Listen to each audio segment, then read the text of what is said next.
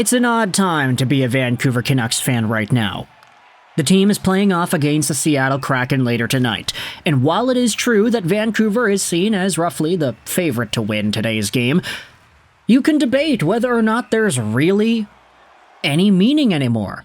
Are we getting all nihilism on here? I'm not really too sure, but the Vancouver Canucks are so far away from the playoffs. The St. Louis Blues have overtaken the Minnesota Wild in the wild card race. Yeah, that's right. St. Louis has won 10 games in a row. Why couldn't Vancouver do that? Okay, that's kind of an unrealistic expectation, but still, Vancouver's playoff hopes are going down every new game that St. Louis ends up playing. And with this in mind, there is a philosophical debate among some Canucks fans that says, hey, is there any reason to pay attention to the wild card or to still hold out hope for this team? Do you still believe they can make it, etc., etc.? Vancouver right now, via moneypuck.com, has a very measly 6.7% chance of making the Stanley Cup playoffs. But ultimately, today's video is not going to be about the game upcoming against Seattle. It's not going to be about the wild card race. It's going to be about what Elliotte Friedman said yesterday on Donnie and Dolly in regards to one of Vancouver's hottest free agents to be. Take a look at this tweet made by Rick Dollywall. Elliotte Friedman said on Pius Suter yesterday, the solution for center might be the guy who is already there. The Canucks didn't like Suter's number at the deadline, but they might have to look at those numbers again. I'm curious to see what happens here. Now, there are some folks in the replies going out there and speculating what the dollar amount could be, what Pius Suter could be demanding on the market, and what he could be demanding from the Vancouver Canucks. Let's just go over the profile right here. Pius Suter is a guy who, making $1.6 million a year till the end of this season, is a steal. Absolutely a steal. He was a steal last year at 1.6 mil. He's been even more of a steal this year.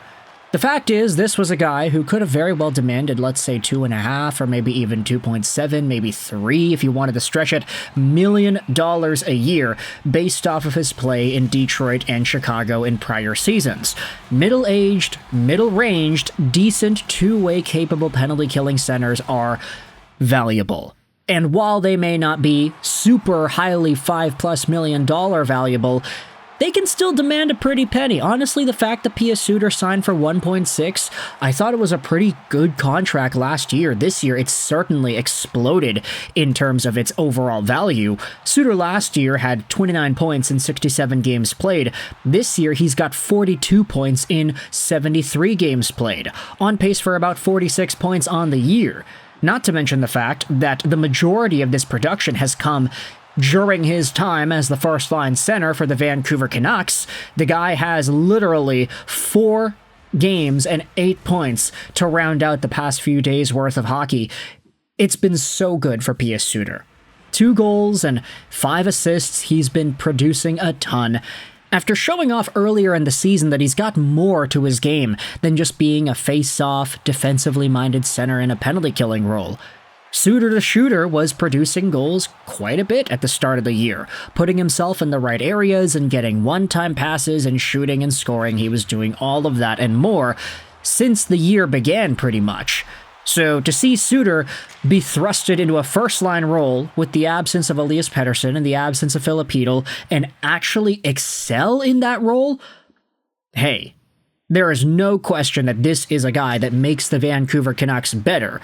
And it's just kind of interesting because I don't know if it's a realistic ask to say, hey, Pius Suter scored 8 points in 4 games as a first-line center. If Pettersson comes back and Hedl comes back and Suter gets fewer minutes and he's on the third line, he's going to be able to score a whole bunch of points too.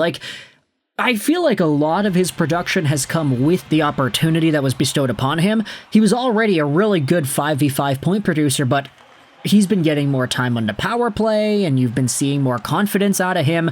Like Rick Tocchet went out there and said, those 20 goals that he had scored, that's money in the bank right there. Dollar bills for Pius Suter with the amount of extra support he's going to get financially with this season.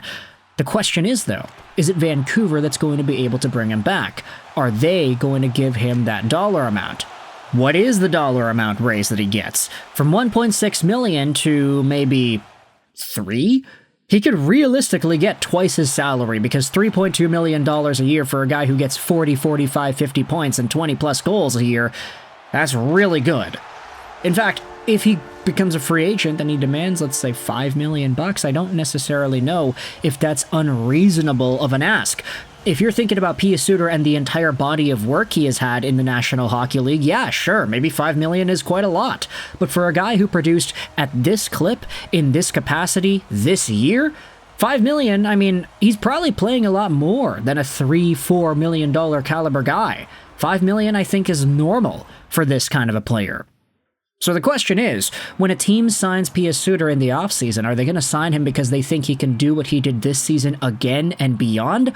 Or are they going to just be a little bit hesitant, say, okay, you were great in 24-25, but we're not going to go out there and expect you to be that with our team next year. We're not going to expect you to get 20-plus goals or get double points per game, playing 20-plus minutes a night as a first-line center. That might be a little bit out of Pius Suter's range of what he's capable of doing in a full 82-game campaign. He can do that now. He can do that in this stint that he's had as a first-line center with the Vancouver Canucks, but longer term, over the course of a year, is that possible? I don't know. And if the Vancouver Canucks feel like his value is more so in that middle six range, does that give him more of an incentive to go to the market and say, yeah, no, I'm going to go to a team that wants to pay me as a potential top 6 center, and they're going to give me 18, 19 minutes a night in Vancouver when Pettersson and Hedl are healthy? Goodness forbid Hedl gets healthy again. But in Vancouver, Pius could maybe get 15, 14 minutes a night, sometimes a little bit more, sometimes a little bit less. He's very versatile. He can play him pretty much anywhere in the lineup. So with Elliotte Friedman going out there and saying that initially Vancouver did not like Suter's number at the trade deadline in terms of negotiations and in terms of what other teams would have been willing to give for him, this update from Friedman does illuminate more as to what Vancouver's mindset might be. They might be thinking to themselves, hey, like, Pius Suter has absolutely exploded now. We might be in a pretty tough spot if we want to re-sign him again. There ain't really much to go out there and discredit his overall point production lately unless you really wanted to say that his production as of late is not enough to change the entire body of work he has had the past few years before this season. So let me know your thoughts in the comment section below. If Pius Suter has himself another hat trick or whatever in today's game against Seattle, then okay, I'll stand my ground. I also picked up Suter on a bunch of my fantasy teams. As I had said, it's the semifinals in 7 of my 8 Yahoo leagues. I'm in the semifinals in all of my leagues, so we'll see what happens. I hope to make the finals in all of them. I do have Suter on the majority of my teams. If he gets a whole bunch of points today, it would be very helpful for me, especially against a Seattle Kraken team that has been struggling themselves. Let me know your thoughts in the comment section below whether or not you think Pius Suter will stay or go. Do you think that this update from Friedman changes the status quo or indicates a change in the status quo in terms of Suter's potential future in Vancouver? Do you think it's going to happen? Do you think it's not? If you had to place a bet on it, where does Suter play in 25-26? Is it in Vancouver or is it elsewhere on a team that's willing to give him $4.5 or $5 million a year to be a top 6 center?